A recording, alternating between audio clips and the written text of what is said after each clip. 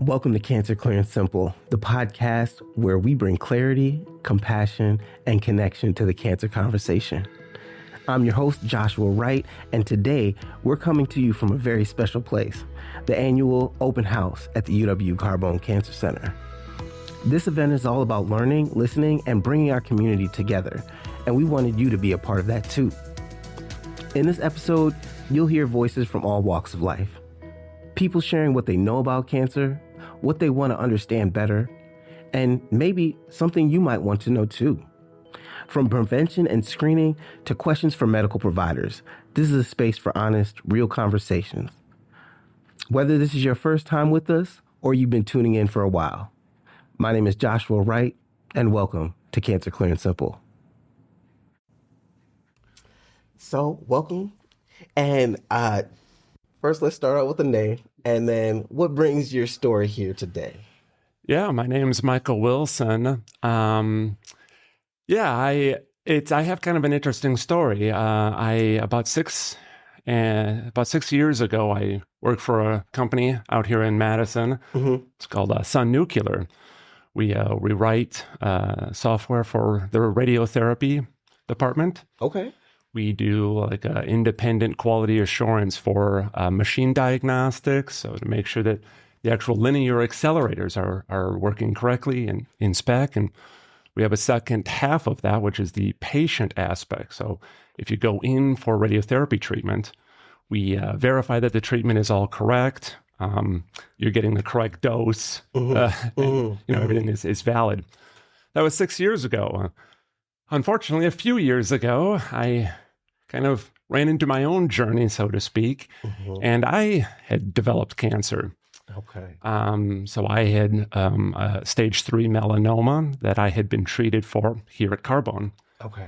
And it's interesting. I had never imagined really when I started working on software that I would just basically be in it in some sense. They do use the software here to some extent. So it's interesting. So for those that don't know, what kind of cancer is melanoma? Yes, it's a skin cancer. It is unfortunately the deadliest form of skin cancer. Okay. And mine had gone stage 3, meaning it had been found in the lymph nodes. Yeah. So I can't exactly remember. I think it was maybe in a few lymph nodes in my left armpit or the left axillary area. Sure. I had gone on an immunotherapy treatment, and unfortunately, a few years later, I guess it would be a couple of years ago, or no, sorry, no, I get it wrong. A few more, I guess about 6 months ago now, it had come back in my left armpit again. So, you fight the fight and you go on to the next treatment. My oncologist still believes I'm going to be okay. And I guess I agree. I think I'm going to be beating it. So Sure. And much thanks to the people at Carbone. So it's a great facility here. Yeah. Thank you so much for just jumping in and sharing your personal story so much. Can you just help understand a little, or bring us into the before and after in terms of a diagnosis? What types of things did you think about cancer before? Well, it was really, from a professional standpoint, my family had it. We all probably know somebody at this point who has had cancer. So, I guess, I thought of it more just of like what other people got. I would never get it. I was still young and, I was about 30 at the time. Sure. I don't know. It was very shocking to receive the news. And then, I don't know, afterwards, it's a journey that I wish upon nobody, really. It's quite a mental challenge. And for many people, it's a very physical challenge as well as you go through chemotherapy and all sorts of other treatments. For me, my treatment has been not very difficult, thankfully. The immunotherapies, generally speaking, are very good as far as avoidance of side effects is concerned. Wow. I appreciate your candidness, your just openness with sharing this of yourself and stuff like that. So I just want to, understand a little bit as well, as like you had a very specific professional understanding of cancer before this happened. Oh yeah, absolutely. Right? Yep. Could you could you just like outline what a general definition of cancer would be for somebody who doesn't understand what cancer is? Yeah, I guess, yeah, they explain like I'm five, right? Yeah, so it's your own body that has gone astray, you know, it's your own cells, and they get, they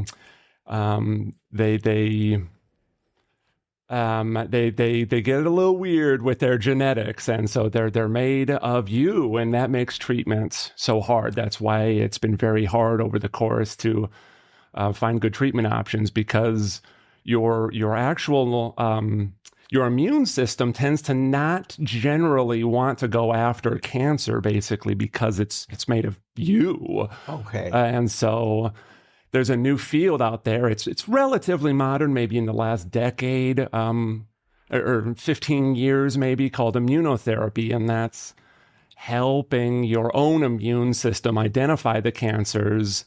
And so it can actually use your own immune system to fight. And that has been a very powerful tool in the fight against cancer. Unfortunately, it doesn't work for everybody. Yeah. It did not work for me, but you know, it does work for many people, and it's a very powerful tool. But yeah, it's your own cells have gone astray, and they are replicating at a very fast rate. Okay. So at that fast rate, that's, you know, the field that I'm more familiar with is the radiotherapy field, right? So essentially you get hit with very, very powerful X-ray. It's an invisible beam of light. You can't see it. And a machine will go over your body and hit you with this high dose X-ray. The reason why generally this works is because your cells are replicating much more rapidly than your cells, your normal cells, so to speak. Okay. And that makes it more susceptible to this kind of damage. The fact that it's, you know, replicating makes its DNA more fragile. And so that makes it a particular target for the radiotherapy. And that's generally how that works. Okay. Yep. Okay. And I'm a little bit more interested as well as like your specific technical expertise. Yeah, let's get into it. Yeah. So what is your training, and how did you get into the technology side of radiotherapies? You know, it's I wish I had a great story for this. I just went to school into software and information systems. My specialty is more in software and software programming itself. So I'm not like I'm not a medical expert. I don't really have a medical background, so to speak. Well, no, but I got a job up in La Crosse, and just, you know, fate would have it, a position had opened up at this nuclear company out here in Middleton, actually. Sure. And lo and behold, it would just kind of start there. The reason that I wanted to understand that is because we're also interested in how we're creating the pipeline into being able to have impact in these ways, in these fields. And you're the first person that I've met specifically that has software experience. Okay. That ended up finding... That's surprising with so many software people out here but I guess, yeah. So just the usefulness, the versatility of that training and how it applies to the medical field, specifically this form of therapy for cancer, is really cool and intriguing for me to understand. Also, just the industry that is here in our kind of backyard, right? We have the UW Carbone Cancer Center, which is a top tier comprehensive cancer center in the country. And so just being able to know how other people can get involved in what cancer is. And so maybe can you share a little bit about like before your diagnosis, how did you understand when your family was going through it? Like, what was that experience of learning somebody else got diagnosed and how you were there to experience that side of things? Yeah. So, you know, even before I was diagnosed, my mother had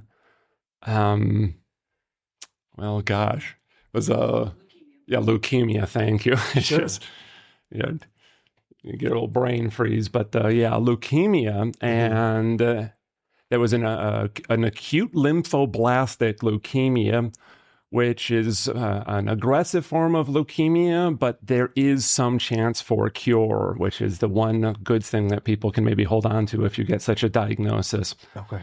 She had fought very hard on this, and after a certain number of treatments, she did eventually get to a point where she could beat it. Okay. Believe it was a stem cell infusion that helped her get over that, but yeah, for the years to come, she would fight this graft versus host sort of disease, unfortunately. Okay. And then she had passed a few years after that. So it's been on the mind of our family for a long time, cancer. Okay. And yeah, her sister, my mom's sister, of course, my aunt, she had a melanoma just like myself. Unfortunately, hers had gotten deep into stage 4. She had many tumors from her brain all the way down to her feet, basically. So Okay. Yep. It's on the mind. And Yeah. And with your family having a lot of familiarity with it, what was screening conversations like? well, that's a good question. I don't know that we really did any screening, really. Yeah, we didn't do any screening really before my initial cancer at all. Okay.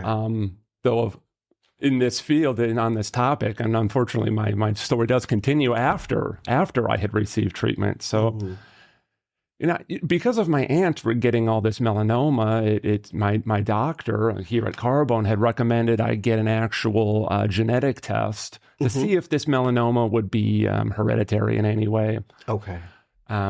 It turns out that it seems as though it wasn't. At least that's the state of the science today. But they did, unfortunately, find some genetic marker, an abnormal genetic marker in there that would make me a bit susceptible to some other kind of tumor, cancer kind of thing. It's a bit medically gray what this is, but it's a paraganglioma that. So unfortunately now I'm back in the system. I now have a paraganglioma issue. Okay. It's a much it's not as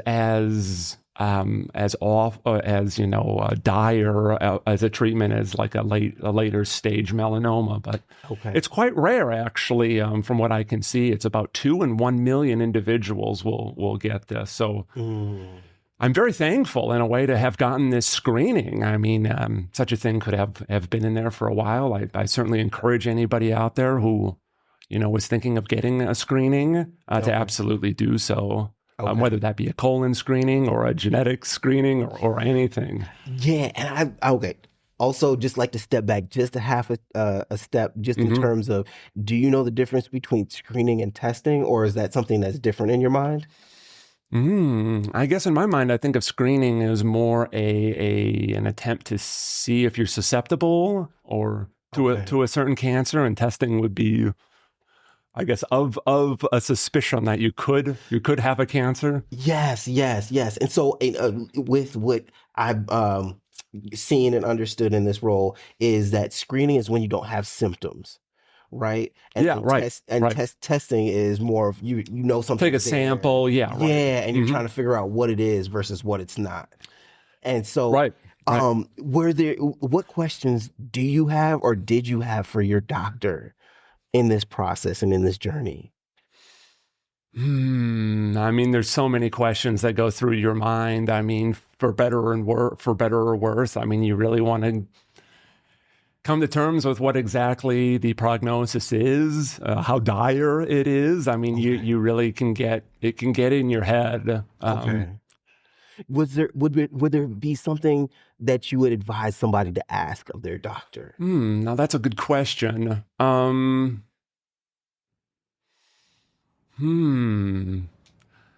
don't know. I think people are going to know. I think people are probably going to know when they get a cancer diagnosis. I think they'll probably know what questions are on their mind, so to speak. Yeah, just trying to pull in people who are listening and give them some sage advice or anything like that. What would you? I mean, I would say for those listening to this podcast, you're in very good hands here at Carbone. I mean, this is a very, very elite cancer center.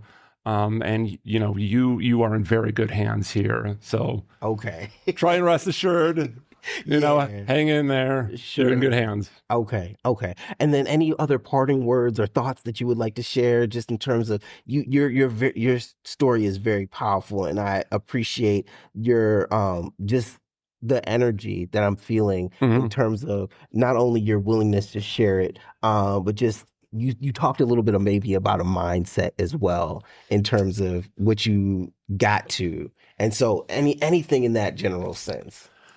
Well, I don't know. It's just, it's hard to know what life is going to throw your direction. Like I had said, I never thought that this would happen to me.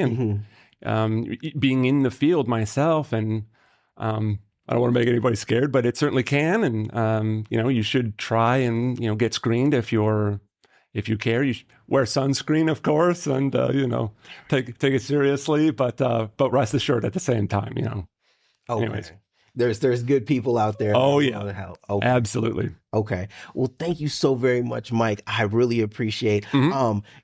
Anything cool that you saw out there in the open house space? Well, of course, I guess I'm biased in this regard, but they have a little sample linear accelerator out there, and those at home can go ahead and Google what that machine is if you're unaware. But okay, they had the delivering fake radiation to a little Barbie doll, and you could see the linear accelerator rotate over the patient. So that just was very, very good to see. Okay, an example of it. So. Okay. Anyways. Awesome. Well, thank you so much for your time here and everything that you've been able to share with us. Happy to share. Yep. Thanks so much. All right. All right. Thank you so much. Excellent. Thank you. Oh, yeah. We're still rolling. We can cut. Yeah. Cut it back in. Yeah, we're still rolling. Is there anybody that, okay. Is there anybody that you would like to shout out or give another nod to? Well, yeah, I've actually been attending the Gilda's Club out in Middleton for about the past year, and they're a very great facility. They have great programs and can, help people navigate this world if they so find themselves in it. So it's a very great resource here in Madison. And Gilda's Club, they do... Oh, well, they do everything. They have all sorts of things out there. I encourage you to look at the program. It almost seems like every day there's something going out there, whether it's just nature strolls, or you can learn about it, or reach out to other people who are facing the same thing to, help share and, communicate with people. So. So they're a general support. Yeah. Oh, okay. Absolutely. Okay. Yep. So, yeah. Just wanted to make sure I got that clear. Okay. Yep. They're a support group out in Middleton. Yep. Gilda's Club. Oh, yeah. Okay. Thank you so much. Yep. Okay. Thank you.